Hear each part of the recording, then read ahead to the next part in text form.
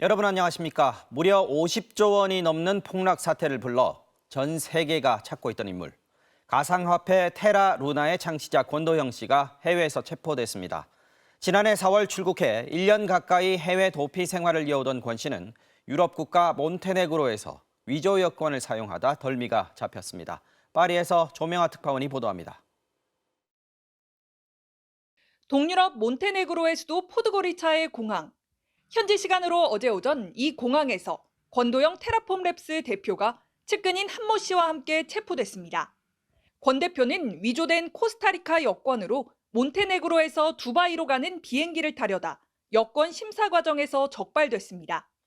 필립 에드직 몬테네그로 내무장관은 자신의 SNS에 세계가 가장 찾고 있는 범죄자 중 한 명인 테라폼랩스의 공동 설립자이자 CEO 권도영을 체포했고 이들이 위조 문서를 가지고 포드고리차 공항에 억류됐다고 밝혔습니다. 우리 경찰도 몬테네그로에 지문 자료를 보내 권 대표가 맞다는 사실을 확인했습니다. 몬테네그로 최대 일간지 포베다에 따르면 이들의 수화물에서는 벨기에와 한국의 여행 서류와 위조된 벨기에 여권이 발견됐습니다. 또 노트북 3대와 휴대전화 5대도 압수된 것으로 전해졌습니다. 권도영 대표는 달러와 가치가 연동돼 있는 가상화폐인 테라와 자매코인 루나를 창시해 투자금을 모았습니다. 하지만 50조 원 이상이 폭락하는 사태가 벌어졌고 폭락 가능성을 알고도 화폐를 발행했다는 의혹을 받고 있습니다. 권 대표는 폭락 사태 직전인 지난해 4월 한국을 떠나 싱가포르와 두바이 등을 거쳐 올해 초 세르비아까지 11개월간 해외 도피 생활을 이어왔습니다. 우리 검찰은 신속한 송환을 위해 범죄인 인도 청구 절차를 밟겠다고 밝혔습니다. 미국 뉴욕 검찰도 권도영 대표가 검거되고 몇 시간 안에 증권 사기, 통신망 이용 사기, 상품 사기, 시세 조종 공모 등 8개 혐의로 기소하는 등 수사에 속도를 내고 있습니다. 권도영 대표가 이 일을 제기할 경우 장기간 송환이 미뤄질 수도 있습니다. 또 여러 나라에서 수사를 진행하고 있어 한국과 미국 어느 나라에서 수사를 받게 될지도 불투명하다고 외신들은 관측했습니다. 파리에서 MBC 뉴스 조명아입니다. 이 테라 루나에 투자했다가 손해본 투자자가 국내에만 28만 명에 이릅니다. 약 57조 원까지 부풀었던 시가총액이 순식간에 증발하면서 손도 쓰지 못하고 손해를 본 건데 투자금을 돌려받긴 어려운 상황입니다. 고재민 기자가 투자자들 이야기를 들어봤습니다. 유튜브에 올라왔던 테라루나의 홍보 영상입니다. 30대 직장인 박모 씨도 이 광고를 보고 있는 돈 없는 돈을 끌어모아 투자했습니다. 루나코인으로 이렇게 수익을 좀 많이 봤다는 기사하고 이제 이렇게 유튜브에 홍보를 신현성하고 권도영 그 대표가 하는 거를 보고 저도 이제 투자를 하면은 큰 돈을 좀 이렇게 벌 수 있겠구나 생각. 투자금 7천만 원이 순식간에 사라지면서 지금은 월급의 3분의 1이 이때 빌린 은행 빚으로 나갑니다. 30대 가장인 이호원 씨 역시 어린 아들을 위해 모았던 돈까지 루나에 쏟아부었다가 큰 손해를 봤습니다. 국내에서는 가장 유명한 만큼 안전할 것이라고 믿었던 것이 화근이었습니다. 좀 알려진 코인이잖아요. 그러다가 일시적인 이슈로 인해 크게 하락한 것처럼 나오길래 이번 기회에 조금 안정적인 좀 투자를 해볼까 하고 매수를 했던 거죠. 국내에서 테라루나에 투자한 사람은 28만 명. 한때 시가총액 50조 원을 넘어 끝없이 오르는 듯했던 코인은 지난해 5월 순식간에 휴지 조각이 됐습니다. 코인이 미화 1달러의 가치를 유지할 수 있다는 설명과 달리 매도 세력이 나타나자 코인 가격이 폭락했고 결국 상장 폐지됐습니다. 정확한 원금 피해액은 추정조차 어렵습니다. 도주했던 권도영 대표가 붙잡히긴 했지만 투자자들이 돈을 돌려받기는 쉽지 않아 보입니다.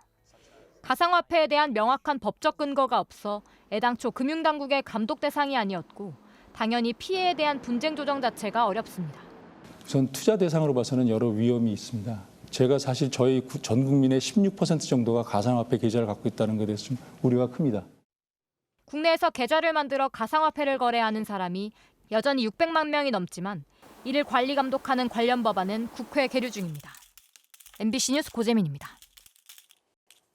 우리 검찰 수사는 어떻게 진행되고 있는지도 보겠습니다. 검찰은 권 씨가 해외에서 도피하고 있는 동안에도 동업자를 상대로 꾸준히 수사를 벌여왔습니다. 권 씨가 체포된 직후인 오늘도 추가 압수수색을 진행했는데요. MBC 취재 결과 권 씨와 동업자에게 새로운 사기 혐의를 적용한 것으로 확인됐습니다. 하지만 정작 권 씨가 국내로 송환되더라도 그 시간이 얼마나 걸릴지는 아직 불투명합니다. 송구민 기자가 취재했습니다. 검찰 수사팀이 서울 성수동의 차이코퍼레이션 사무실을 압수수색했습니다. 권도형 대표와 테라폼랩스를 공동 창업했던 신영성 씨가 운영하는 회사입니다. 신 씨는 지난 2020년부터 테라 루나 코인을 실생활에 쓸 수 있게 결제 시스템을 개발하고 있다며 세 차례에 걸쳐 1,400억 원을 투자받았습니다. KT 인베스트먼트, 삼성 넥스트, SK 네트워크스 등 대기업들은 물론 공적 기금도 투자했습니다. 검찰은 테라 루나 코인의 결함을 알면서도 결제할 수 있는 것처럼 사실상 사기를 쳐서 투자금을 모은 것으로 판단했습니다. 권도영 대표의 체포 직후 동업자에 대한 강제 수사를 이어간 건데 검찰은 권 대표도 투자금 모금을 공모했다고 의심하고 있습니다. 작년 5월 윤석열 정권 출범 직후 부활한 금융증권 범죄 합수단은 피해자 고발을 받아 테라루나 코인 수사에 전격 착수했습니다. 하지만 권도영 대표는 이미 해외로 도피했고 동업자 신영성 씨에 대한 구속영장도 기각되며 수사는 난항을 겪었습니다. 법원이 테라루나 코인을 증권거래처럼 보고 엄하게 처벌해야 할지 불확실하다고 본 겁니다. 결국 새로운 투자 사기 혐의를 찾아낸 검찰은 신 씨의 구속영장 재청구를 검토하는 한편 권 대표 송환에 총력을 기울이고 있습니다. 앞서 금융증권 범죄 합수단장이 권 대표가 도피했던 세르비아까지 직접 찾아가 정부 협조를 요청했을 정도입니다. 테라루나 코인을 수사해온 미국, 싱가포르도 권 대표 신병을 몬테네그로에 요청했습니다. 몬테네그로 정부가 어느 나라에 권 대표를 넘길지 불투명한 데다 권 대표가 송환을 거부하며 현지 법적 대응에 나설 경우 송환이 1년 넘게 걸릴 거란 전망도 나옵니다. MBC 뉴스 송구민입니다. 검찰이 오늘 오후 한상혁 방송통신위원장에 대해 구속영장을 청구했습니다. 지난 2020년 TV조선 재승인 심사 점수를 고의로 감점하는 데 관여한 혐의를 적용했는데요. 문재인 정부 시절 임명된 한 위원장은 심사에 관여한 적 없다고 혐의를 부인하며 7월까지는 임기를 채우겠다고 버텨왔습니다. 검찰은 정치적 의도는 없다고 밝혔습니다. 나세훈 기자입니다. 검찰이 한상혁 방송통신위원장을 불러 14시간 동안 조사한 지 이틀 만에 한 위원장에 대해 구속영장을 청구했습니다. 의 결백이 아니고 방송통신위원회가 업무를 치우침이 없이 투명하게 성실히 수행해 왔다는 것을 입증을 해야 되는 상황이라고 저는 생각을 합니다. 검찰은 2020년 종합편성채널 재승인 심사 과정을 문제 삼고 있습니다. 당시 TV조선의 전체 점수는 기준을 넘겼지만 중점 심사 항목인 공적 책임 공정성 항목에서 기준에 못 미쳐 조건부 재승인을 받았습니다. 심사위원 2명이 합숙심사 마지막 날 이 항목의 점수를 낮게 고쳤는데 방통위 간부와 한 위원장이 공모했다는 겁니다. 작년 9월 감사원은 방통위에 대한 감사 도중 검찰에 TV조선 재승인 자료를 넘겼습니다. 검찰은 방통위를 4차례 압수수색하고 직원 30여 명을 불러 조사해왔습니다. 여당인 국민의힘은 문재인 정부에서 임명된 한 위원장이 자리에서 물러나 수사를 받아야 한다고 압박했고 대통령실은 한 위원장의 업무 보고를 받지 않았습니다. 검찰은 이미 당시 재승인 심사를 담당했던 방송정책국장과 과장 그리고 심사위원장까지 구속해 재판에 넘긴 상태입니다. 검찰은 지시를 받고 실행한 아랫사람들이 구속됐는데 지시한 윗사람이 처벌을 피할 수 없다며 정치적 의도는 없다는 입장입니다. 한 위원장은 위법하거나 부당한 지시를 한 적이 없다며 7월까지 임기를 채우겠다는 입장도 변함이 없다고 밝혀왔습니다. 한 위원장의 구속 여부는 오늘 29일 법원 심사를 통해 결정됩니다. MBC 뉴스 나세훈입니다.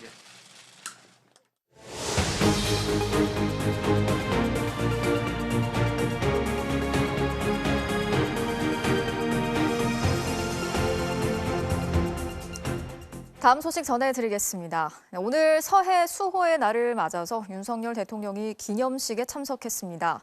현직 대통령으로서는 처음으로 용사 55명의 이름을 한 명 한 명 호명하면서 추모했습니다. 윤 대통령은 또 북한의 도발을 강조하면서 전임 문재인 정부와의 차별성을 부각시켰습니다. 신수아 기자가 전해드리겠습니다. 취임 후 처음 돌아온 서해 수호의 날 기념식에 참석한 윤석열 대통령. 연단에 올라 목이 메인 듯 한동안 말을 잇지 못합니다. 누군가를 잊지 못해 26초간의 침묵 뒤 윤 대통령은 용사 55명의 이름을 일일이 호명하며 국가가 영원히 기억하겠다고 말했습니다. 누군가를 잊지 못해 부르는 것은 영원히 기억하겠다는 다짐입니다. 영원한 바다 사나이 55분의 그 영웅의 이름을 불러보겠습니다. 이어진 기념사에서는 북한의 도발이 6차례나 언급됐습니다. 윤 대통령은 남북한 대치 상황과 고도화된 북핵미사일 도발을 부각시키며 한국형 삼축 체계를 강화하고 한미일 안보 협력을 더 공고히 할 것이라고 밝혔습니다. 여러분들의 소중한 가족과 전우들은 북의 도발에 맞서 우리 국민의 자유를 지킨 영웅들입니다. 북한의 무모한 도발은 반드시 대가를 치르도록 할 것입니다. 윤 대통령 내외는 기념식에 앞서 전사자 묘역을 참배했는데 과거 문재인 전 대통령에게 천안함은 누구 소행이냐는 기습 질문을 던졌던 고 민평기 상사의 어머니가 동행했습니다. 대통령실은 과거 기념식과 달리 최고의 예우를 갖추면서 영웅을 기억하고 굳건한 안보 의지를 표명하는 데 중점을 뒀다며 전임 정부와의 차별성을 강조했습니다. 여당 지도부도 기념식에 총출동해 보수 지지층 결집에 힘을 보탰습니다. 반면 울산에서 현장 최고위를 진행한 이재명 민주당 대표는 안보와 관련해 뚜렷한 인식차를 드러냈습니다. 싸울 필요가 없는 상태를 만드는 것이 진정한 전략입니다. 강대강의 군사적 긴장 고조를 이대로 방치해서는 안 됩니다. 이 대표는 굴욕 외교 비판을 받고 있는 한일 정상 간 대화를 공개하라며 공세를 이어갔습니다. MBC 뉴스 신수아입니다. 북한이 11년 전부터 개발해왔던 비밀 병기라면서 핵폭탄을 장착한 수중 드론 시험에 나선 사실을 오늘 전격적으로 공개했습니다. 헤일이라는 무기인데 이름처럼 바다 아래에서 강력한 방사능 해일을 일으키는 위력을 가졌다고 밝혔습니다. 소형화된 핵으로 공격에 나서겠다는 의지를 거듭 과시한 것으로 보이는데요. 이 소식은 홍희표 기자가 취재했습니다. 수면 아래 무언가 지나가더니 곧이어 거대한 물기둥이 치솟습니다. 북한이 핵무인 수중 공격정에 모의 탄두를 달아 폭파시키는 시험을 했다며 공개한 사진입니다. 수중 폭발로 초강력적인 방사능 해일을 일으켜 적의 함선 집단들과 주요 작전항을 파괴 소멸하는 것입니다. 헤일이라는 이름의 이 수중 드론은 함경남도 리원군 해안에서부터 수심 80에서 150m를 팔자형으로 이동하며 59시간 12분 동안 몰래 움직인 뒤 목표 지점에서 시험용 탄두를 수중 폭발시켰다고 북한은 주장했습니다. 특히 이 무기는 11년 전부터 개발해온 비밀 병기라고 강조했는데 헤일로 추정되는 회색 원통형 물체 옆에 김정은 국무위원장이 앉아있는 모습도 공개됐습니다. 핵탄두를 실을 수 있는 러시아의 수중 드론 포세이돈처럼 탐지를 피해 핵 공격에 나설 수 있다는 능력을 과시한 것으로 풀이됩니다. 일반적인 상선에서 쏠 수 있고 또 군함이나 해안의 기지에서 쏠 수도 있고 사실 그걸 하나하나 다 탐지해서 사전에 차단하기가 어렵거든요. 북한은 또 전략 순항 미사일 화살 1형과 화살 2형의 발사 영상도 공개했는데 이번엔 600m 상공에서 모의 핵탄두를 폭발시키는 데에 성공했다고 주장했습니다. 순항 미사일을 낮은 고도에서 터뜨려 피해를 극대화하려는 것으로 보입니다. 군 당국은 북한의 무기 개발 동향을 추적해오고 있었다며 북한이 발표한 실체에 대해 다양한 가능성을 두고 평가 중이라고 밝혔습니다. 북한의 위협 수위가 높아지는 가운데 한미 공군은 F-35A 스텔스기와 F-15K, KF-16 전투기 등을 총동원한 연합 실사격 훈련을 실시했습니다. MBC 뉴스 송희표입니다. 국민의힘 장제원 의원이 국회 상임위원회에 참석한 정부 부처 직원에게 고성을 지르는 영상이 논란이 되고 있습니다. 당 내에서는 국민위에 군림하려 한다면서 상임위원장직을 사퇴하라는 요구가 나오기도 했습니다. 민주당 우상호 의원의 고성과 막말 역시 비난을 받고 있는데요. 김민창 기자가 취재했습니다. 지난 20일 국회 행정안전위원회 전체 회의장. 종료 20여 분을 남기고 장제원 위원장이 갑자기 선관위 사무총장에게 고함을 지릅니다. 사무총장, 뭐 하는 사람이에요? 의원이 지휘하고 있는데 이성하여 이러세요? 선관위 사무총장이 회의 도중 위원장 허락 없이 자리를 떠나려 했다며 호통을 치기 시작한 겁니다. 뜻밖의 고성과 면박에 사무총장도 당황한 표정입니다. 다른 선관위 직원이 나서서 오해가 있었다고 했지만 이번에는 삿대질에 반말까지 달아왔습니다. 당신이 상임위원장이야? 아닙니다. 죄송합니다. 들어! 어디서 배워본 거예요 지금? 국회를 뭘로 보는 거예요 지금? 3분 넘게 호통을 이어가던 장 위원장은 급기야 선관위 직원에게 국회 출입을 하지 말라며 윽박 지르기까지 했습니다. 앞으로 국회 출입 안 됩니다. 네, 알겠습니다. 알았어요? 민주당 우상호 의원의 고성과 막말도 있었습니다. 역술인 천공의 동영상에 대해 국민의힘에서 사전에 협의되지 않았다며 재생을 중지시켰는데 이에 동조한 국회 직원을 향해 거친 말을 쏘아붙였습니다. 간접 증언이 될 수 있기 때문에 국정감사 때는 지금 국정감사예요 이게 지금? 수석 이게 국정감사냐고. 어디 법이 있어? 가만히 보자 하니까 웃기네.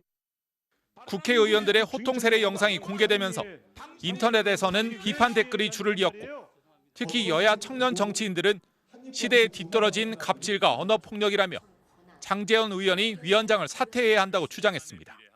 좀 시대에 뒤떨어져 있는 것 같습니다. 국민들로 하여금 국회의원들이 군림하려고 하는구나. 국회 행정실이 장제원 위원장 본인 대신 해명에 나섰는데 이 같은 변명조차 부적절했다는 지적이 이어지고 있습니다. MBC 뉴스 김민찬입니다.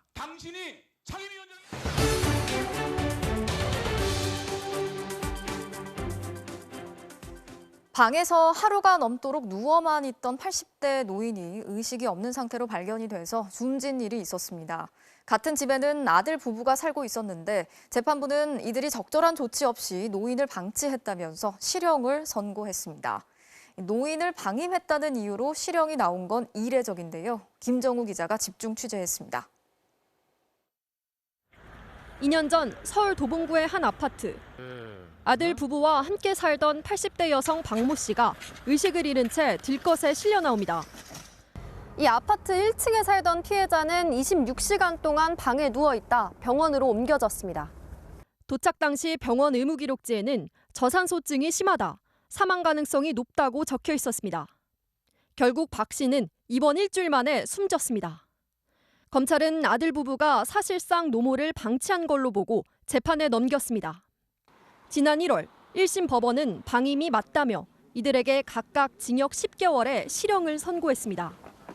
보호하는 노인의 의식주와 치료 등을 소홀히 하는 걸 방임 행위로 규정한 노인복지법 위반 혐의를 유죄로 판단했습니다. 아들 부부는 어머니가 이전에도 하루 가까이 잠든 적이 있었다며 계속 코를 골아 자는 줄 알았다고 했지만 받아들여지지 않았습니다.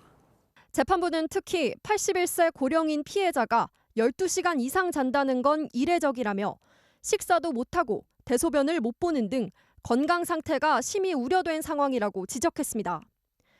의식을 잃기 하루 전부터 전화도 받지 않던 박 씨가 병원으로 옮겨질 때까지 이웃들이 집까지 찾아가 여러 번 경고했지만 아들과 며느리가 무시했다는 겁니다. 한 3시경에 들렸는데 주무신다고 그래. 5시경에 이제 또 왔어요. 지금도 안 깨셨느냐고. 그러니까 네, 안 깼어요. 그래. 그래서 그럼 119 불러서 타고 얼른 모시고 가요. 끝내 가족이 아닌 지인이 경찰에 신고했습니다. 제가 신고한 그날에도 역시 소식이 없는 거야. 이분이 돌아가셨나, 병원에 가셨나 해서 제가 이제 확인하려고 경찰관을 내가 신고를 했던 거죠. 아들 부부는 어머니가 누워있는 동안 이불을 들춰보며 상태를 확인하는 등 숨지게 할 의도가 전혀 없었다고 했습니다. 그러나 전문가들은 고의성이 없어도 방임 행위가 인정될 수 있다고 지적합니다. 방임은 그냥 방치하고 그다음에 기본적인 의식주나 이런 것들을 제공하지 않아서 애매한 그런 규정이 있거든요. 노인 학대처럼 좀 심각한 사회 문제라는 거를 좀 이해하면 좋을 것 같습니다. 이른바 노인방임 혐의로 부양가족에게 선고된 이례적인 실형. 고령사회의 또 다른 단면이기도 합니다. MBC 뉴스 김정우입니다.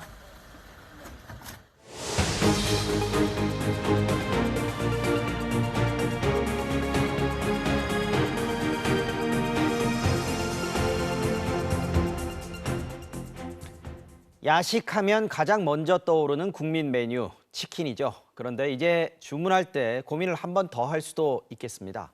업계 2위 업체인 교촌치킨이 다음 달부터 소비자 가격을 마리당 최대 3,000원 올리기로 했는데요. 배달비까지 합치면 치킨 한 마리에 3만 원 가까이 내야 합니다. 양소영 기자가 보도합니다. 업계 2위 교촌치킨의 오리지널 한 마리 가격은 16,000원. 가장 인기 있는 허니콤보는 2만 원입니다. 하지만 다음 달 3일부턴 각각 19,000원, 23,000원으로 가격이 3,000원씩 오릅니다. 재작년 11월에 이어 1년여 만에 또 올리는 건데 최근 배달료도 크게 올라 배달료 5,000원을 가정하면 허니콤보 한 마리를 시켜 먹는데 28,000원, 거의 3만 원을 내야 합니다. 쉽게 시켜 먹지 못할 것 같고 요새 그 배달 어플에 보면 밀키트로 나오는 것들 있잖아요. 그런 것도 좀 맛이 괜찮아가지고 그런 걸로 대체해서 먹을 것 같아요. 물가 상승을 우려한 정부가 최근 식품업계에 가격 인상을 자제해달라고 요청했지만 교촌 측은 이미 한계에 다다랐다는 입장입니다. 각종 운영 비용 상승에 최근 원자재 가격까지 크게 오르면서 가맹점 수익성 개선이 절실하게 필요했습니다. 임대료와 가스비 등 운영 비용이 늘어난 데다 최근엔 주재료인 생닭 가격마저 올랐습니다. 이번 달 전국 평균 생닭 가격은 킬로그램당 3,000원대, 36년 만에 최고치입니다. 아무리 물가가 좀 올랐다 해도 계속 올라버리니까 대체 이제 그런 음식을 찾지 않을까. BBQ와 BHC 등 다른 치킨 업체에선 아직 가격 인상을 밝히지 않았지만 선도업체가 물꼬를 튼 만큼 시간차를 둔 업계의 가격 인상이 이어질 걸로 보입니다. MBC 뉴스 양소연입니다. 지난 3일절 세종시의 한 주민이 자신의 아파트에 태극기 대신 일장기를 내걸어 공분을 산 일이 있었죠. 이 주민이 국민의힘 당원으로 확인되자 국민의힘은 즉각 징계를 내렸으며 본인이 바로 탈당했다고 밝혔습니다. 조희영 기자의 보도입니다. 항일 독립운동 정신을 기리는 3.1절에 세종시의 한 아파트에 내걸렸던 일장기. 분노한 주민들은 직접 찾아가 항의했습니다. 일장기는 왜 걸었습니까? 3.1절 날에 일장기를 걸은 이유를 말씀해 보세요. 일장기를 내걸었던 주민은 일주일 뒤 일본군 위안부 피해자의 상징인 평화의 소녀상 앞에서 집회를 열었습니다. 소녀상에 일장기를 쥐어주고 참석자들과 함께 거짓과 증오의 상징인 소녀상을 철거해달라고 요구했습니다. 일장기를 개항했는데 이렇게 대스타가 될지는 몰랐습니다. 여러분, 일본이라는 나라에 왜 그렇게 난리가 나는지 모르겠습니다. 항의의 표시로 아파트 곳곳에는 태극기가 달렸고 전국적인 태극기 달기 운동도 벌어졌습니다. 자신을 목사라고 밝힌 이 남성은 국민의힘 당원이었던 것으로 확인됐고 국민의힘은 보도를 보고 알게 됐다며 즉시 징계한 뒤 출당을 요구했다고 밝혔습니다. 일반적인 당의 우리 구성원들이 상식과도 전혀 배치되는 얼추 행동을 하시는데 징계를 하고 이제 출당 요구를 했습니다. 바로 탈당을 했고요. 일반 당원이 400만 명에 달해 일일이 알 수도 없을 뿐더러 당원 자격 심사를 하는 것도 아니라고 설명했습니다. 한일 정상회담에 대한 반발 여론이 계속되는 상황에서 일장기를 든 주민이 국민의힘 당원이었다는 데 대한 즉각적인 조치입니다. 이번 달 말 방일을 계획했던 국민의힘 초선 의원들도 일정을 전면 연기하기로 했습니다. MBC 뉴스 조희영입니다. 한일 정상회담 결과를 두고 각계의 반발이 계속되고 있습니다. 성균관대 재학생과 졸업생이 시국 선언에 나섰고 주말인 내일은 서울 도심에 대규모 집회가 예고됐습니다. 윤상문 기자의 보도입니다. 일제강점기 사용됐던 빛바랜 태극기를 든 학생들. 성균관대 재학생들이 졸업생과 함께 모여 시국 선언에 나섰습니다. 친일 굴욕 외교를 반대한다. 이들은 정부의 강제동원 배상안을 두고 친일 굴욕 외교라고 비판하며 즉각 철회하라고 요구했습니다. 강제징용 동원 노동자들을 2번 죽이는 일입니다. 제3자 변제안은 즉각 철회되어야 합니다. 한일 정상회담에서 윤석열 대통령이 받은 건 오므라이스뿐이라는 풍자극도 이어졌습니다. 윤석열 대통령은 5년짜리 권력을 가지고 36년 통한의 역사를 그리고 피해자들의 한설의 인생을 팔아먹었습니다. 경실련, 참여연대, 환경운동연합 등 시민사회 단체들도 용산 대통령실 앞에 모여 규탄 시위를 이어갔습니다. 강제 동원 문제뿐만 아니라 후쿠시마 오염수, 독도 문제까지 일본의 요구에 정부가 단호히 대처하지 못하고 있다고 비판했습니다. 독도 문제에 대해서도 일본은 기존의 주장을 굽히지 않고 더 강화할 기세다. 이런 숱한 문제들을 불문에 붙이고 좋은 게 좋은 것이라고 넘어가는 것이 미래를 위한 결단인가? 시민사회, 학계, 대학까지 비판 집회가 이어지고 있는 가운데 주말인 내일엔 서울에서 대규모 시위가 예고됐습니다.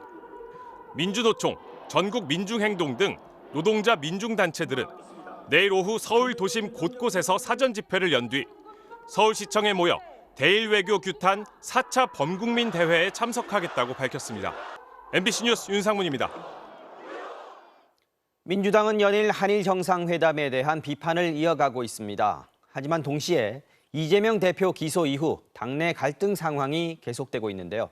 오늘은 당내 중진 의원들이 나서서 당내 분열을 일으키는 행동을 자제해달라고 호소했습니다. 김건휘 기자의 보도입니다. 오늘 오후 경기도 화성의 한 민주당 의원 사무실 앞 내부 해적 심판하자는 피켓을 들고 구호를 외칩니다. 일정 못하는 이원 의원 사퇴하라! 이원욱 의원은 민주당 내 대표적인 반-이재명계 인물입니다. 이재명 대표를 흔들지 말라는 집회가 이어지는 건 한편으로 이 대표 체제의 민주당이 흔들리고 있음을 보여주기도 합니다. 지난 2월 말 이재명 대표에 대한 체포동의안 표결에선 민주당에서 최소 37표가 이탈했습니다. 그제 검찰이 대장동 개발 특혜 등 혐의로 이 대표를 기소하면서 당 안에서 이 대표 체제 흔들기도 이어지고 있습니다. 이재명 대표가 결단을 자신의 신상에 관해서 정리가 필요하죠. 가능하면 빠르면 빠를수록 저는 좋다고 생각됩니다. 이런 당내 상황을 수습하겠다며 민주당 내 사선 중진 의원들이 나섰습니다.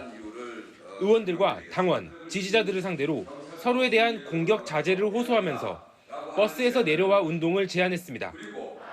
이 운동은 지난 2016년 박근혜 대통령 탄핵 국면에서 시민들이 평화 시위를 위해 버스에 올라간 다른 시민에게 자제를 호소하며 외쳤던 구호에서 비롯됐습니다.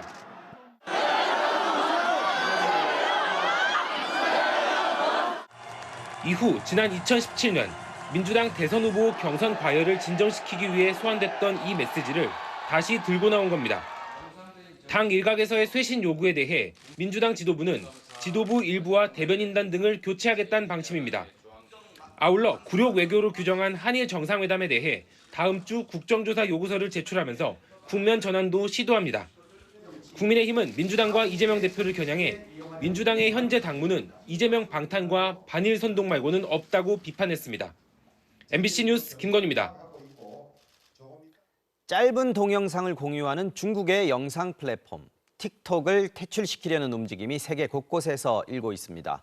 주 이용층인 청소년들에게 부정적인 영향을 끼치는 데다 사용자 정보가 중국으로 넘어갈 수 있다는 우려까지 나오고 있기 때문입니다. 미국 의회가 실시한 틱톡 청문회에선 중국의 여론 조작 가능성까지 제기됐습니다. 윤성철 기자가 전해드립니다. 이탈리아 청소년들이 자신의 광대뼈 부위를 손으로 꼬집어 붉은 흉터를 만듭니다. 중국 동영상 플랫폼 틱톡에서 유행 중인 이른바 흉터 챌린지입니다. 이탈리아 정부는 자해행위 선동 영상을 방치했다며 틱톡 조사에 착수했습니다. 학교 비품을 훔치고 파손하는 절도 챌린지, 숨을 오래 참는 기절 챌린지 등 틱톡이 청소년들에게 부정적인 유행을 불러일으킨 사례는 너무 많습니다. 미국 학부모들도 틱톡을 막아달라며 의회로 달려갔습니다. Shut it down right now. Stop trying to influence our children.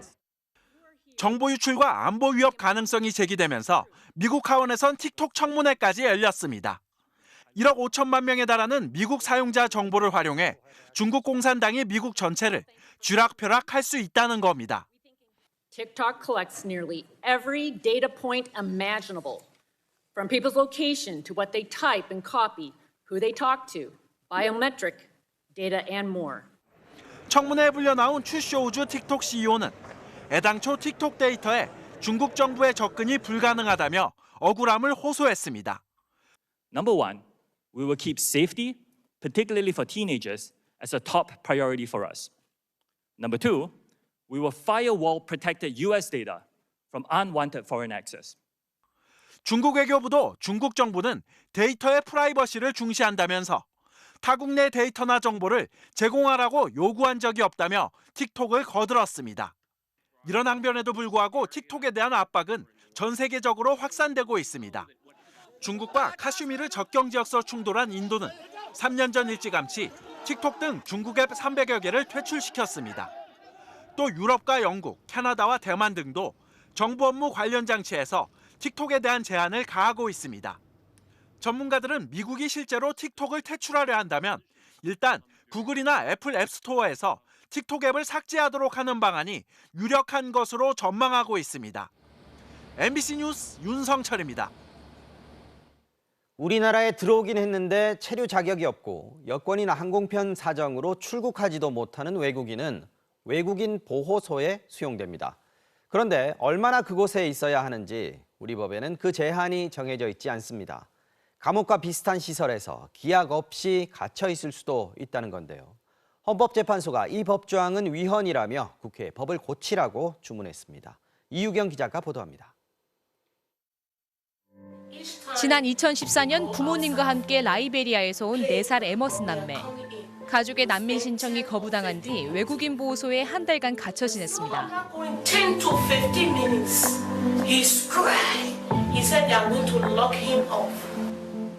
지난 2018년 이집트에서 온 17살 나세르 씨는 미성년자라는 이유로 난민 신청이 거부당하고 역시 외국인 보호소에 수용됐습니다.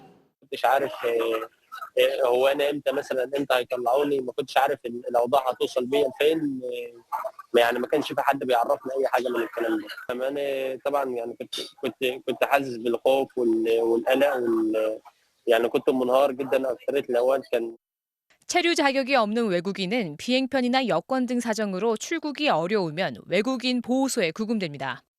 그런데 기간 등 아무 조건이 없습니다. 1인당 1.84평의 좁은 공간, 한 해 3만 명 외국인이 평균 24일 수용되는데 가장 오래 갇힌 건 무려 4년 8개월입니다. 헌법재판소가 신체의 자유를 지나치게 제한한 조치라며 위헌이라고 결정했습니다. 체포나 구속과 비슷한데도 법원 심사 같은 중립적인 기관의 통제가 전혀 없다는 겁니다. 법원이라든지 중립적이고 전문적인 기관의 판단 절차가 전혀 없었습니다. 심사가 없이 기계적으로 구금이 됐던 것입니다. 행정편의에 따라 획일적으로 가두지 말고 주거지를 제한하거나 보증인을 세우는 등 대안도 가능하다고 지적했습니다. 해외의 경우 구금 기간이 너무 길지 않도록 규정하거나 거주지를 제한하는 등 조건으로 풀어줍니다. 현재는 당장은 법 효력을 유지하지만 국회가 2025년 5월까지는 법을 고쳐야 한다고 주문했습니다. MBC 뉴스 이유경입니다. 정부가 고액 교습비로 문제가 되고 있는 영어 유치원에 대한 전수조사에 나섭니다. 영어 유치원은 유치원처럼 운영되고 있지만 실제로는 영어 학원이죠. 그러다 보니 교육과정이나 학원비를 제재하기 어려워서 관리 사각지대에 있다는 지적을 받아왔습니다. 장슬기 기자가 취재했습니다. 한 유명 영어 유치원의 한 달 교습 비용을 물어봤습니다. 교습비가 어느 정도 되는지 좀 여쭤볼 수 있을까 해서요. 교재비를 제외하고 165만 원이에요. 그런데 5세에 사실 자리가 없어요. 금액도 비싸지만 빈자리를 찾기 어렵습니다. 이른바 영어 유치원은 전국에 811개, 5년 사이 44% 급증했습니다. 흔히 유치원으로 불리지만 실제로는 유아를 상대로 한 영어 학원입니다. 전국 영어 유치원 가운데 절반 이상에서 월 100만 원 넘는 교습비를 받는데 가장 비싼 곳은 한 달에 310만 원, 한 해의 교습비가 3,700만 원에 달했습니다. 사립대학 평균 등록금의 5배 수준입니다. 교육부는 전국 교육청에 영어 유치원 전체를 특별 점검할 것을 요청했습니다. 편법으로 고액의 교습비를 받거나 자격이 없는 외국인 강사를 채용하는 등 불법 행위를 조사하겠다는 겁니다. 공교육을 강화하고 학생, 학부모의 피해를 방지하기 위해서는 위법, 불법 행위를 저지르는 학원에 대한 엄정한 점검과 지도 단속이 필요합니다. 특히 교습비의 경우 학원 수강료 조정위원회에서 규정한 금액을 초과하는지 살펴보기로 했습니다. 강남 서초 교육지원청의 기준을 보면 유아 외국어 교습비는 1분에 266원을 넘지 못하도록 규정돼 있는데 하루 4시간씩 한 달 20일을 기준으로 한 달 교습비가 127만 원을 넘기면 고액 교습료로 판단해 제재를 가하겠다는 겁니다. 교육부는 또 법적인 영어 학원임에도 정식 유치원이나 어린이집처럼 운영하고 허위 과장 광고를 할 경우 집중 단속해 조치하겠다고 강조했습니다. MBC 뉴스 장슬기입니다. 네, 우리나라의 대표적인 봄 축제죠. 진해 군항제가 오늘 전야제를 시작으로 열흘 동안 이어집니다. 지난 4년 동안 코로나 때문에 제대로 열리지 못했지만 올해는 마스크 없이 이 벚꽃 축제를 마음껏 즐길 수 있다고 하는데요. 안전도 유의하셔야겠죠. 전야제가 열리고 있는 현장으로 한번 가보겠습니다. 이선영 기자 나가 있는데요. 네, 이 기자 벌써 벚꽃들이 정말 예쁘게 피었네요. 그렇습니다. 나뭇가지마다 분홍빛 자태를 뽐내며 벚꽃이 활짝 폈습니다. 사흘째 내린 봄비 덕분인지 올해 벚꽃은 더욱 화사해 보이는데요. 제가 서 있는 여자천 다리 주변은 물론이고요. 진해 일대에 36만 그루의 벚꽃이 지난 화요일부터 꽃을 피우기 시작했습니다. 지금은 30% 정도 꽃망울을 터뜨렸는데 다음 주 초에는 벚꽃이 모두 활짝 피면서 절정에 이를 것으로 예상됩니다. 코로나19로 중단됐다가 4년 만에 다시 열리는 벚꽃 축제인 만큼 벌써부터 꽃구경에 나선 시민들의 발길이 이어지고 있습니다. 지금 비가 너무 많이 오고 날씨도 쌀쌀해서 꽃이 많이 안 필 줄 알았는데 생각보다 너무 많이 펴가지고 너무 예쁜 것 같습니다. 서울에는 아직 벚꽃이 안 폈는데 진해 오니까 먼저 많이 핀 것 같아서 그래도 잘 왔구나 생각하고 있어요. 올해로 61번째인 군항제는 2시간 전쯤 개막된 전야제를 시작으로 다음 달 3일까지 열흘 동안 이어집니다. 축제 현장에선 다채로운 행사도 열리는데요. 우선 축제 기간 동안 벚꽃길이 잘 조성된 해군 사관학교와 해군 진해기지 사령부가 일반에 공개되고요. 다음 주에는 해상 불꽃쇼와 공군의 블랙이글스 에어쇼, 또 육해공군 해병대와 미군 군악대 등 700여 명이 참가하는 군악 의장 페스티벌도 열립니다. 이번 군항제 기간 동안 전국에서 450만 명이 진해를 찾을 것으로 예상되는데요. 안전사고 예방을 위해 주요 진입로의 차량 통행이 부분적으로 통제되는 만큼 창원시는 매일 75번이나 오가는 셔틀버스를 이용해 주기를 당부하고 있습니다. 지금까지 진해 여자천에서 MBC 뉴스 이선영입니다. 남경필 전 경기도지사의 장남이 마약을 투약한 혐의로 또다시 붙잡혔습니다. 집에서 함께 있던 가족이 경찰에 신고를 한 것으로 알려졌는데요. 남 전 지사의 장남은 몇 년 전에도 마약을 밀반입하고 투약한 혐의로 적발된 바 있습니다. 김현지 기자가 전해드리겠습니다. 어젯밤 10시쯤 경기도 용인시의 한 아파트에서 가족이 마약을 한 것 같다는 112 신고가 접수됐습니다. 신고를 받고 출동한 경찰은 횡설수설하는 30대 남성을 마약 투약 혐의로 현장에서 체포했습니다. 알고 보니 이 남성은 남경필 전 경기도지사의 장남이었습니다. 함께 있던 가족의 신고였지만 당시 남 전 지사는 집에 없었던 것으로 알려졌습니다. 체포된 아들 남모 씨는 지난 2017년에도 마약 혐의로 재판에 넘겨졌습니다. 필로폰은 언제 처음 손댔습니까? 아버지한테 할 말 없습니까? 투약 왜 했는지 말씀.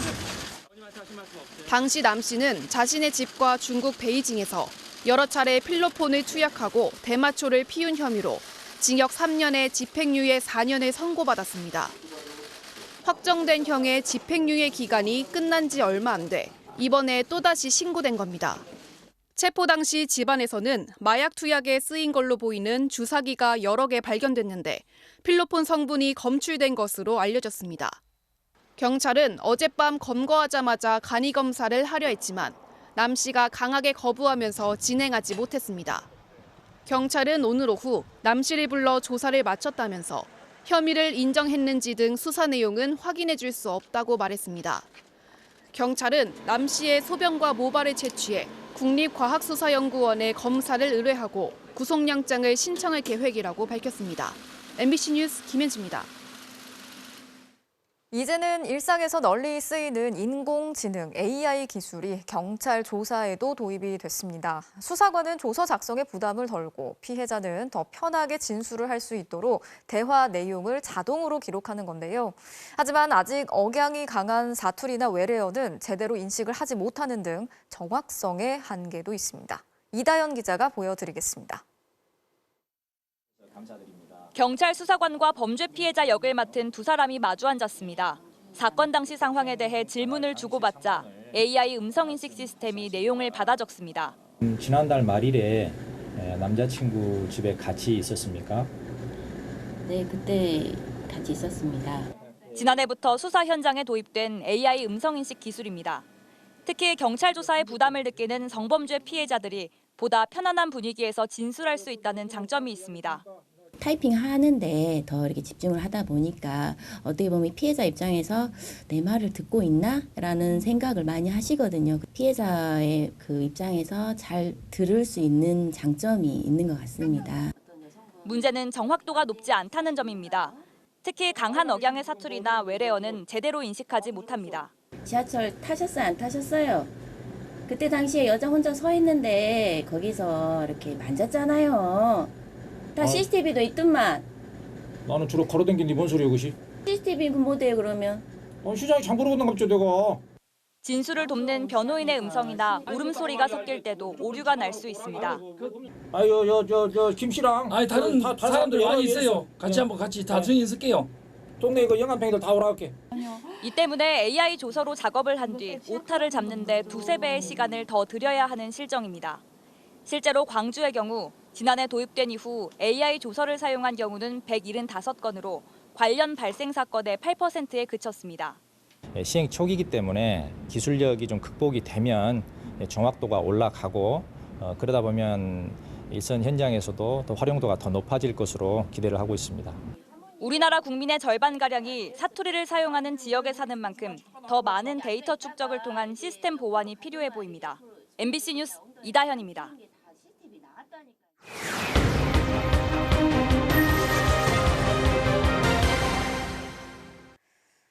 한적한 주택가에서 스케이트보드를 타던 한 학생이 갑자기 의식을 잃고 쓰러졌습니다. 워낙 인적이 드문 곳이라서 자칫 큰일이 날 뻔했는데 차를 타고 지나가던 한 시민이 차에서 내려서 심폐소생술을 실시했고 학생은 무사히 의식을 찾을 수 있었습니다. 당시 상황을 송재원 기자가 전해드리겠습니다. 지난 20일 서울 이태원동 주택가의 경사진 골목길. 스케이트보드를 탄 학생이 빠른 속도로 내려가다가 갑자기 중심을 잃고 쓰러집니다. 의식을 잃은 듯 옆으로 누워있더니 곧 온몸을 심하게 떨기 시작합니다. 평소에도 인적이 드문 길이라 도움의 손길을 받지 못한 채 안타까운 시간이 흘러갑니다. 그렇게 1분여가 지났을까 마침내 택시 한 대와 흰색 승용차 한 대가 멈춰섭니다. 재빨리 차에서 내린 승용차 운전자는 학생의 상태를 확인한 뒤 가방을 벗기고 곧바로 심폐소생술을 실시합니다. 이곳에 쓰러진 학생을 발견한 시민은 근처 병원에서 일하던 직원이었습니다. 종합병원 방사선사로 13년째 근무하고 있는 박상우 씨입니다. 환자 상태를 보니까 온몸이 이제 강직처럼 이렇게 굳어 있었고 코에 호흡을 대보니까 숨도 안 쉬고 맥박도 안 뛰었고 4분간 쉼없이 진행된 심폐소생술. 택시기사의 신고로 구급차가 도착할 때쯤 쓰러졌던 학생이 의식을 되찾기 시작합니다. 다리를 스스로 구부리더니 상체를 일으키기까지 합니다. 후 하고 숨을 팍 쓰는 거야. 숨을 쉬고 나서는데 지가 일어나 앉더라고. 학생은 병원으로 옮겨졌다 이틀 뒤 퇴원한 것으로 알려졌습니다. 아무 생각도 없었습니다. 무조건 이 환자를 이제 살리자. 그리고 의식을 돌아오게 하자. 아주 기분은 좋죠. 아주 기분이 좋고. 심폐소생술은 환자가 의식을 잃은 뒤 4분 내에 이루어져야 합니다. 가슴 중앙에 손바닥을 대고 팔꿈치를 곧게 편 상태로 깊이 5cm, 분당 100에서 120회 속도로 빠르게 압박해야 합니다. 방법을 익혀두면 이처럼 갑작스런 상황에서도 가족과 이웃의 생명을 지킬 수 있습니다. MBC 뉴스 송재원입니다. 어제 서울 어린이대공원에서 탈출해 도심을 활보하다가 붙잡힌 얼룩말 세로의 안타까운 사연이 공개됐습니다. 최근 부모를 연달아 잃고 홀로 지내면서 외로워했었고 평소에 밥도 잘 먹지 않는 등 방황을 했다고 하는데요. 다행히 지금은 안정을 찾아서 건강한 상태라고 합니다. 세로를 향한 시민들의 응원도 이어지고 있습니다. 재은효 기자가 전해드리겠습니다. 어제 오후 서울 광진구의 한 주택가 도로. 동물원을 탈출한 얼룩말 세로가 쏜살같이 도로를 가로지릅니다. 발견! 딱히 말썽을 부리진 않았지만 세로의 방황은 마취제를 맞고 3시간 반 만에 끝났습니다. 서울 어린이대공원에서 지내고 있는 4살 난 수컷 얼룩말. 넘어진 거 보고 조금 좀 마음이 안 좋았거든요. 그래서 조금 뭐 잘 들어갔으려나 해갖고 얼마나 또 나가서 놀고 싶겠어요. 세로는 어떻게 우리를 탈출했을까? 집으로 돌아온 세로를 찾아 동물원으로 가봤습니다. 350kg 덩치의 세로가 부순 나무 울타리의 보수 작업이 한창입니다. 하지만 얼룩말은 보이지 않았습니다. 얼룩말 세로가 탈출한 방 사장입니다. 현재는 뒤편 내실에서 사육사들이 세로를 돌보고 있습니다. 직원들은 세로가 무언가에 놀라 울타리 바깥으로 뛰쳐나갔다고 합니다. 정말 번개같이 달렸습니다. 그렇기 때문에 무전을 함과 동시에 전 직원이 달렸지만 이 친구의 속력을 저희가 따라잡을 수가 없었습니다. 현재 세로는 다리에 찰과상만 입었을 뿐 큰 상처 없이 돌아와 쉬고 있습니다.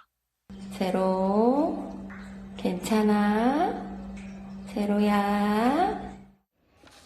지난해부터 부쩍 외로움을 탔다고 사육사들은 말합니다.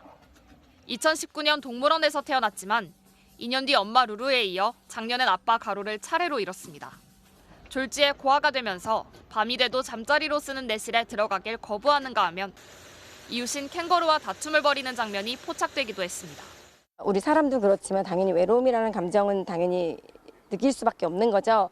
딱한 사연을 접한 시민들은 세로의 동영상에 건강하라 잘 지내라는 응원의 댓글을 달고 있습니다.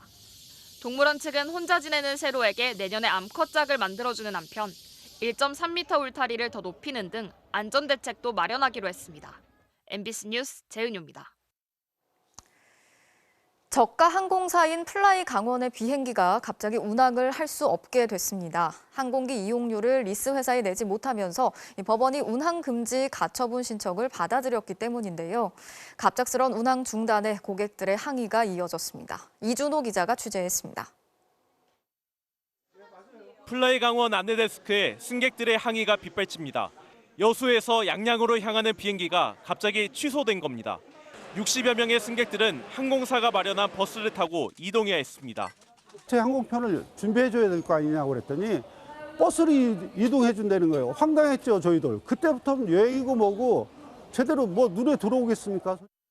양양에서 여수로 가는 비행기 승객들도 전세버스에 올라야 했고 일본으로 가려던 승객들은 무려 5시간을 기다려야 했습니다. 갑자기 비행기가 뜰 수 없었던 건 법원의 결정 때문이었습니다.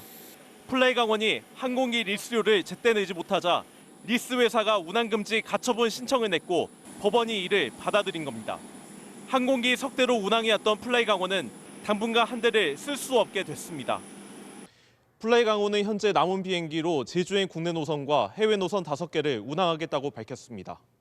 그 기존에 짜져 있던 스케줄에서 조금의 딜레이는 있을 수 있지만 승객분들이 이용하시는데 불편을 갖지 않으시도록 그렇게 노력을 하고 있습니다. 그러나 비행기 운항 중단 사태의 파장은 당분간 이어질 전망입니다.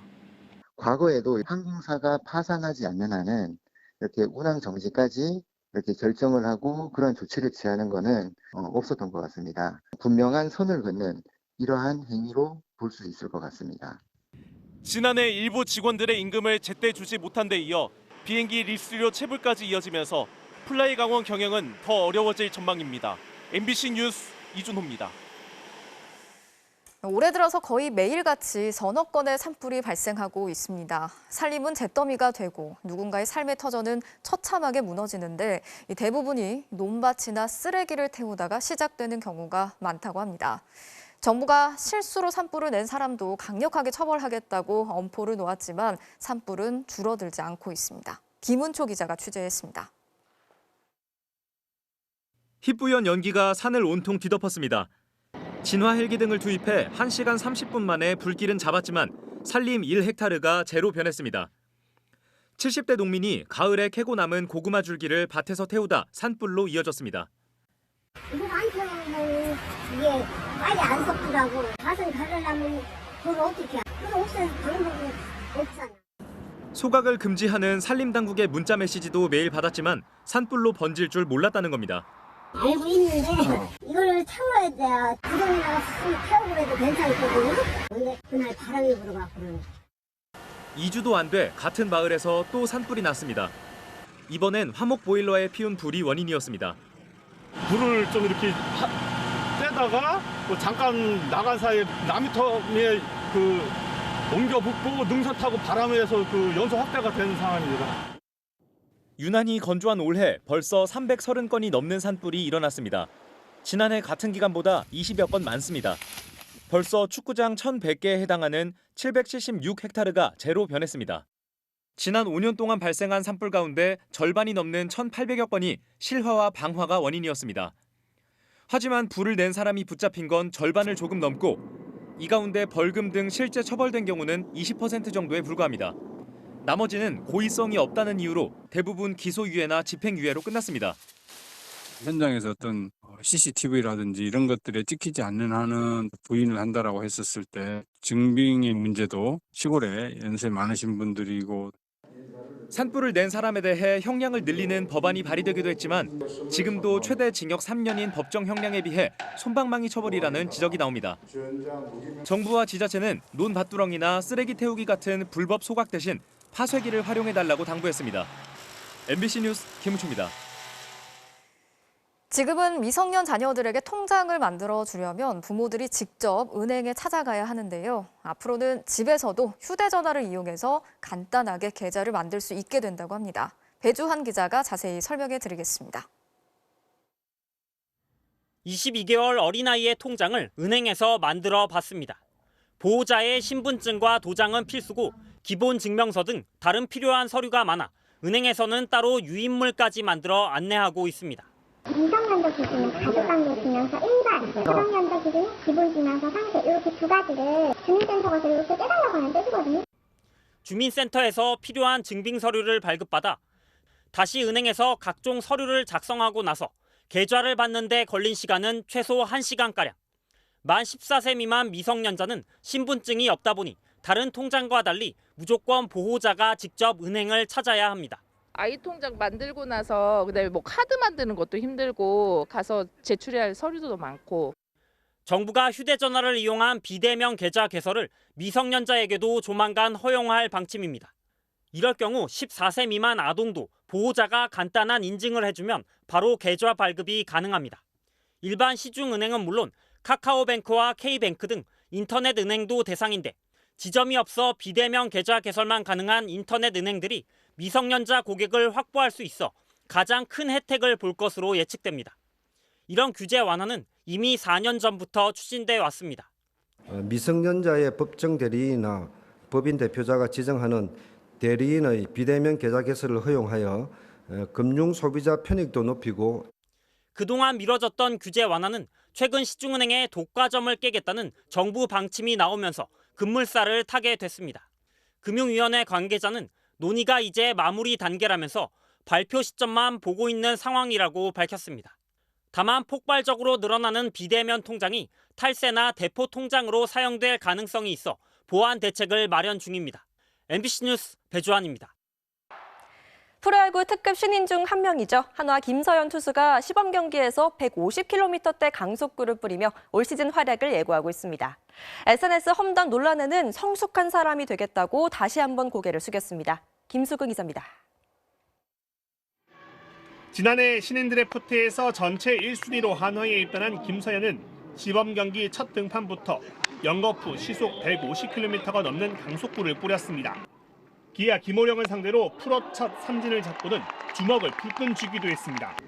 제구가 다소 흔들리는 모습도 있었지만 배짱 두둑한 투구를 선보이며 수베로 감독의 눈도장을 받았습니다. 야구장 장난판에 157까지 찍힌 걸로 알고 있습니다. 몸 상태는 지금도 최상이라고 할 수 있어요. 고등학교 시절 시속 160km의 공을 던졌던 만큼 강속구가 주 무기지만 김서연은 WBC를 보고 강한 자극을 받았습니다. 특히 오타니가 던진 마지막 공에 완전히 매료됐습니다. 부러울 정도로 저도 꼭 가고 싶다는 생각이 많이 들었던 대회인 것 같습니다. 이제 옆으로 휘는 게 많고 그러니까 그 슬라이드 되게 배우고 싶었고 가져오고 싶다는 생각도 많이 생각들었어요. 김서연은 전지훈련 도중 불거진 SNS 험담 논란과 그에 따른 징계에 대해선 더 성숙해지는 계기로 삼겠다고 말했습니다. 이후로 살도 엄청 많이 빠졌었고 눈치 보기 바빴어요. 아직 사회에 나온 지 얼마 안 됐기 때문에 더 많은 것을 배우고 조금 더 성숙해지는 길을 가야 될 것 같아서. 아직 보직이 결정되지 않았지만 김서연은 프로 데뷔는 물론 3년 뒤에 있을 WBC도 벌써 기다리고 있습니다. 3년 동안 열심히 노력하고 몸 더 만들고 해서 그 기회를 꼭 잡았으면 하는 생각이 많습니다. 도망가는 것도 싫어하기 때문에 기대해도 좋을 것 같습니다. MBC 뉴스 김수근입니다. 메시와 호날두 월드컵이 끝나도 두 선수의 자존심 경쟁은 계속되는 것 같습니다. 월드컵 후 첫 A매치에서 각각 환상적인 프리킥골을 터뜨렸습니다. 박주린 기자입니다. 카타르 월드컵 우승 후 홈에서 첫 A매치에 나선 아르헨티나. 8만 홈팬들의 열광적인 응원에 메시는 축구의 신다운 활약으로 화답했습니다.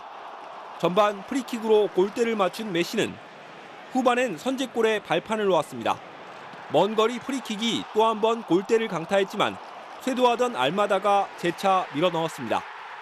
두 번의 예열을 마친 메시는 후반 44분 기어이 프리킥으로 골망을 흔들었습니다. 알고도 못 막을 것 같은 환상적인 프리킥을 골문 구석에 꽂아 넣으며 팬들을 열광시켰고 메시는 A매치 99번째 골이자 개인 통산 800호 골 고지에 올랐습니다. 2대 0으로 승리한 선수들은 월드컵 우승을 자축하는 행사를 열고 관중들과 함께 또 한 번 흥겨운 분위기를 만끽했습니다. 메시의 라이벌 호날두도 유로 대회에서 대기록을 수립했습니다. 리히텐슈타인과의 유로 2024 예선에서 통산 197번째 A매치 출전으로 역대 최다 출전 기록을 달성했습니다. 내친 김에 자신이 보유한 A매치 최다골 기록도 갈아치웠습니다. 2대 0으로 앞선 후반 6분 페널티킥 골을 터뜨린 뒤 전매 특허 호우 세리머니를 펼친 호날두는 후반 18분엔 대포할 프리킥을 성공시키며 A매치 최다골 기록을 120골로 늘렸습니다. 이탈리아전에서 페널티킥을 성공시킨 케인은 A매치 54골로 루니를 제치고 잉글랜드 최다 득점자가 됐습니다. MBC 뉴스 박주린입니다. 내년 강원 동계 청소년 올림픽 홍보대사 위촉식이 열렸는데요. 김연아와 이상화, 최민정까지 빙상스타 3인방이 한자리에 모였네요. 금요일 밤 스포츠 뉴스였습니다.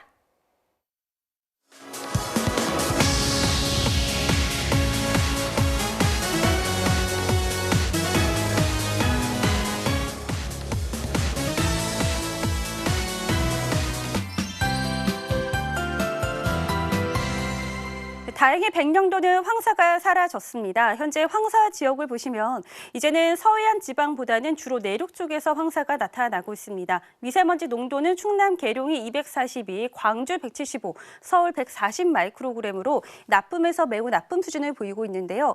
내일도 내륙을 중심으로는 옅은 황사가 계속되겠고 일요일 오후에 깨끗한 북풍이 내려오면서 모두 사라질 전망입니다. 낮 동안에는 포근함이 감돌겠습니다. 내일 서울의 낮 기온 18도, 대구 16도까지 오르겠습니다. 또 충청 내륙과 남부지방을 중심으로는 내일 오후부터 일요일 새벽 사이에 5mm 안팎의 비가 조금 내리겠습니다. 자세한 지역별 내일 날씨입니다. 내일 전국이 하늘 대체로 흐린 가운데 아침 사이 내륙 대부분 지방에서는 안개가 끼겠고요. 제주도는 아침까지 5에서 10mm가량의 비가 더 내리겠습니다. 자세한 아침 최저 기온을 보시면 서울이 7도, 춘천 3도, 대구와 광주 8도로 남부지방을 중심으로 오늘보다 5도가량 낮아지겠고요. 낮 최고 기온은 서울 18도, 광주와 대구 16도, 부산 15도까지 오르겠습니다. 일요일 오후부터는 대부분 지방의 하늘이 맑게 개겠고요. 대기가 갈수록 메말라갈 전망입니다. 날씨였습니다. 금요일 뉴스데스크 마치겠습니다. 함께해 주신 여러분 고맙습니다.